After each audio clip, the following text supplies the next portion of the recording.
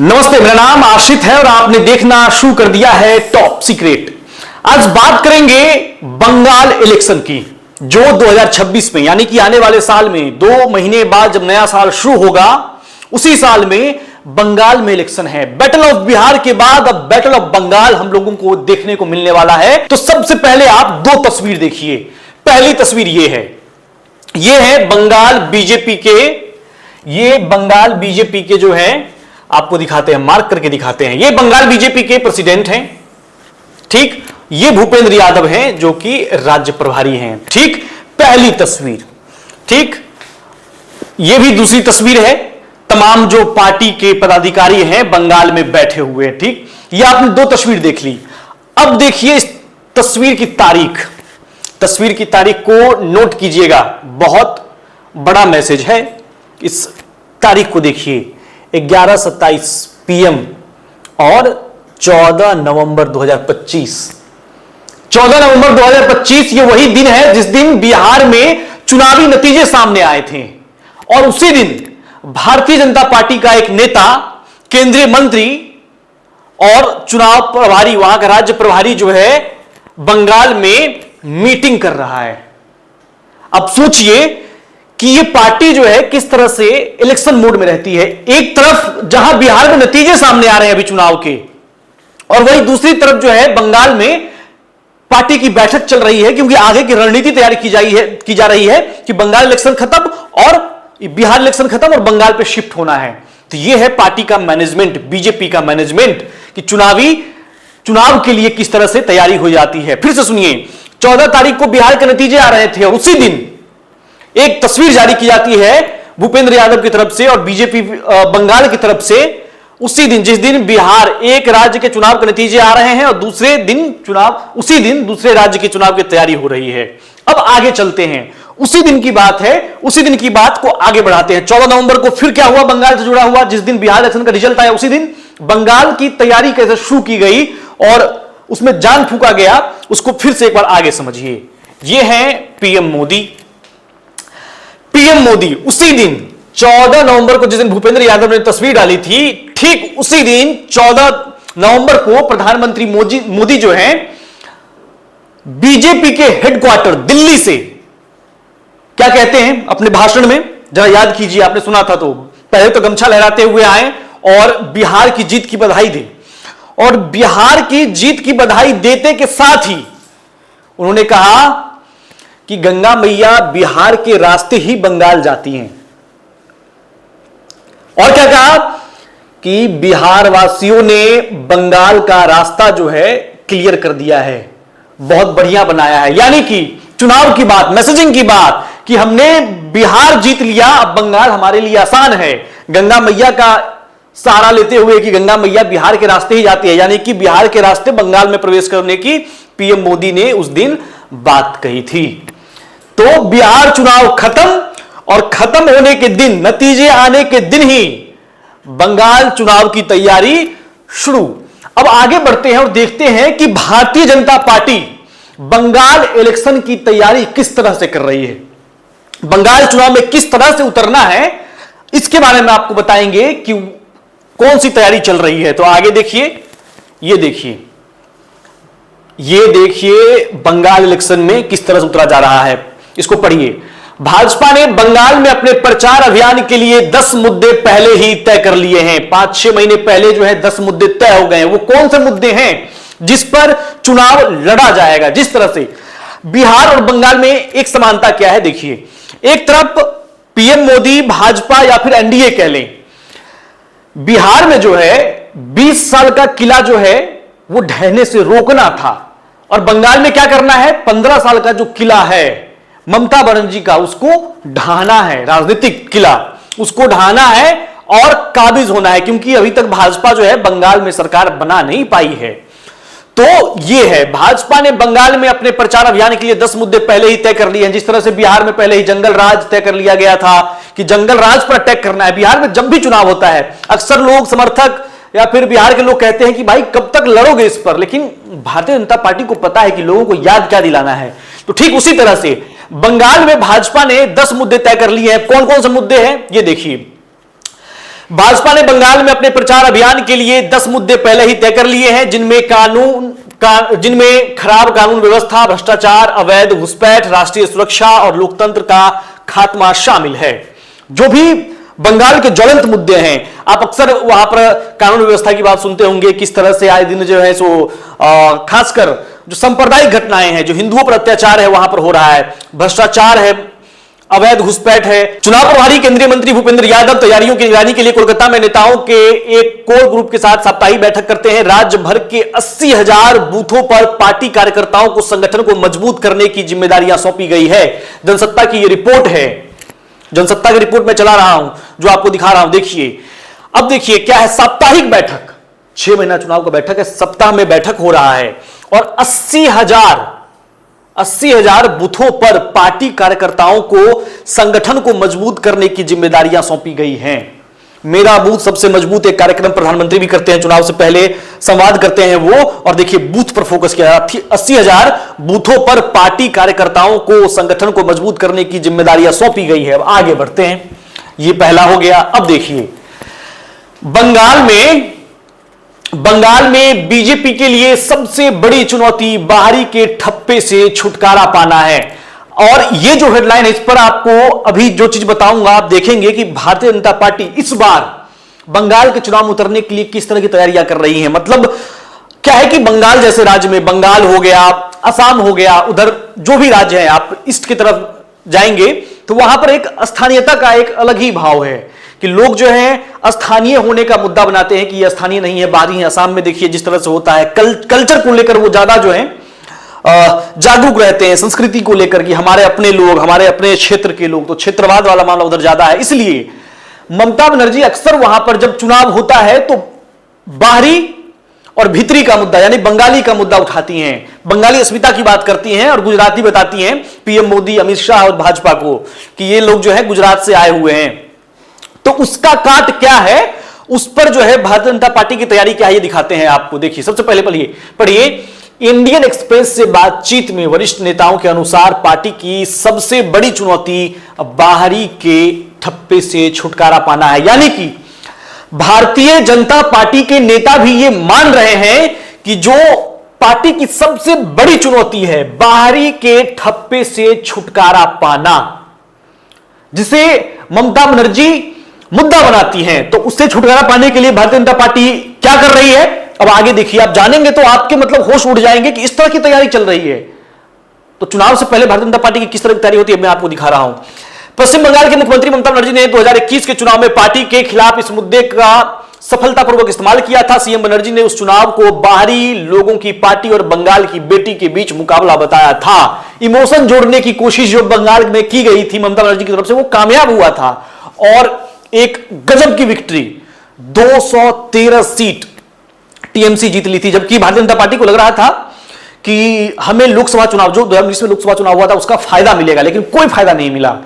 77 पे सिमट गई पार्टी, फायदे में गई, लेकिन वो जो विक्ट्री जिस तरह का चाह रही थी वो सब कुछ भी नहीं मिला।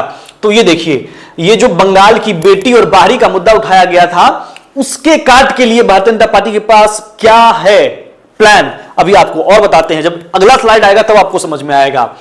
पार्टी के एक नेता ने कहा, पिछली बार हमने कई गलतियां की। भाजपा को बाहरी लोगों की पार्टी बताने वाले टीएमसी के अभियान का जवाब देने के लिए आक्रामक प्रयास न करना एक गंभीर गलती थी। ठीक, गलती मान भी रहे हैं। समीक भट्टाचार्य जो कि वहां के प्रेसिडेंट हैं बंगाल भाजपा के नेतृत्व में पार्टी की राज्य इकाई पश्चिम बंगाल में पार्टी की उत्पत्ति जनसंघ के संस्थापक श्यामा प्रसाद मुखर्जी इसी राज्य से थे और बंगाली संस्कृति के साथ पार्टी की विचारधारा के समावेश को उजागर करने का काम करेगी। अब देखिए, जिस बात का मैं आपको बता रहा था कि बताने वाला हूं, क्या है यहां, जो बाहरी का टैग ममता बनर्जी इन पर लगाने की कोशिश कर रही थी भाजपा पर, उसका काट इन लोगों ने क्या ढूंढा है, ये ढूंढा है कि अब हम लोगों के बीच जा रहे हैं और बता रहे हैं कि भारतीय जनता पार्टी बाहरी पार्टी नहीं है, जबकि देश के लिए ये बाहरी मतलब देश में जो है बाद में गई, ये तो यही की पार्टी है, यही के लोगों ने शुरू किया था। श्यामा प्रसाद मुखर्जी का नाम अब लेके बताएंगे और बताएंगे कि ये पार्टी यही की है, यही के लोगों के द्वारा शुरू की गई थी। जनसंघ की विरासत को ही जनसंघ को ही आगे बढ़ाया गया, भारतीय जनता पार्टी किया गया। तो ये अब लोगों को बताएंगे और समझाएंगे कि भारतीय जनता पार्टी तो असली में यहां की ही पार्टी है, यही के लोगों के द्वारा बनाई गई पार्टी है, यहीं से निकली हुई पार्टी है ये। अब देखिए अगला पॉइंट जो मैं बता रहा था, ये देखिए, भाजपा की उत्पत्ति पश्चिम बंगाल में हुई है। भाजपा की उत्पत्ति पश्चिम बंगाल में हुई है। अब इसे पढ़ के सुनाते हैं। लगभग एक दशक से पश्चिम बंगाल में चुनाव प्रचार से जुड़े एक पार्टी सूत्र ने इंडियन एक्सप्रेस को बताया यह तथ्य कि भाजपा की उत्पत्ति पश्चिम बंगाल में हुई है और यह भारतीय जनसंघ की प्रत्यक्ष उत्तराधिकारी है, अभियान का एक महत्वपूर्ण हिस्सा होगा। इसके अलावा इस बार हमारे पास निर्णय लेने में राज्य के बाहर के ज्यादा नेता प्रमुख भूमिका में नहीं होंगे। यह भी आपको बताऊंगा, यह भी बहुत बड़ी बात है जो सूत्रों के हवाले से इंडियन एक्सप्रेस को कहा गया है, जिस सूत्र की जिक्र यहां पर की जा रही है। एक सूत्र ने बताया, चुनाव से ठीक पहले पार्टी अन्य दलों के नेताओं के लिए अपने दरवाजे खोलने में सावधानी बरतेगी। जो पिछली बार हमसे गलती हुई थी, उम्मीदवारों के चयन का एक मानदंड पार्टी और उसकी विचारधारा में उम्मीदवार का आधार और जड़ें होंगी।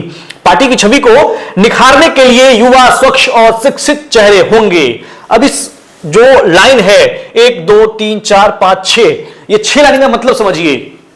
सबसे पहली बात तो बाहरी का जो ठप्पा हम पर लगाया जाता है उसे तोड़ना है, मतलब भारतीय जनता पार्टी की ओर से बाहरी का जो ठप्पा लगाया उसे तोड़ना है और यही बताना है कि ये पार्टी यहीं के लोगों के द्वारा शुरू की गई थी। श्यामा प्रसाद मुखर्जी की बात बताई जाएगी, जनसंघ की स्थापना, और भारतीय जनता पार्टी जो है उसी की प्रत्यक्ष उत्तराधिकारी है, तो ये बताएंगे। दूसरी चीज, 2021 के चुनाव में जो अब भाजपा समर्थक से बात कीजिए या फिर सोशल मीडिया हो या फिर कहीं भी आप पढ़िएगा तो यही लिखा जाएगा कि बीजेपी जो है बंगाल चुनाव 2021 में क्या गलती की, जो टीएमसी के लोग जो शामिल हुए भाजपा में उसे आगे बढ़ाती गई। मुकुल रॉय फिर भी वापस भी चले गए।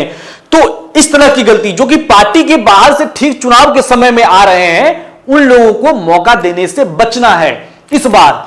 और इस बार जब टिकट का वितरण होगा, टिकट जब बांटा जाएगा तो कुछ मानदंड होंगे पार्टी की, उसकी विचारधारा उम्मीदवार के आधार पर, तभी उन लोगों को टिकट दी जाएगी। यानी कि साफ साफ पार्टी के अंदर भी ये चर्चा है कि हम पिछली बार जैसी गलती नहीं करेंगे। 2021 में जिस तरह की गलती हम लोगों ने की थी वो गलती नहीं करेंगे। बाहर से जो लोग आएंगे उन्हें टिकट नहीं मिलेगा, जो पार्टी के समर्पित कार्यकर्ता हैं उन्हीं को टिकट दिया जाएगा। कुछ मानदंड होंगे, उसी पर सब कुछ होगा। जिस तरह की गलती 2021 में मैं आपको पहले ही बताया कि जो लोग बाहर से आए थे उन्हें टिकट मिला, और अंदर पार्टी खाने में भी ऐसी बहुत सारी खबर चली कि क्या बंगाल भाजपा में टूट हो सकती है, जिस तरह से बाहर के लोगों को बुलाया जा रहा है। तो वो उसके बाद पार्टी की बंगाली पहचान पर जोर देने के लिए पार्टी ने रणनीतिक रूप से जय मां काली और जय मां दुर्गा जैसे नारों का इस्तेमाल किया है। अब देखिए, एक तो हिंदुत्व की पॉलिटिक्स भारतीय जनता पार्टी करती है, लेकिन इस बार जो बंगाली और बाहरी की बात आती है तो इसके लिए पार्टी ने क्या तैयार किया है, जय मां काली नारा। ऐसा नारा होगा जिसमें एक तो यह भी आ जाएगा कि स्थानीयता का मामला, उसके बाद हिंदुत्व का जो इनका एक अपना विचारधारा है वो भी आ जाएगा। तो जय मां काली और जय मां दुर्गा जैसे नारों का इस्तेमाल किया है। तो इसे आप देखिए किस तरह की तैयारी चल रही है। उसके बाद आगे बढ़ते हैं।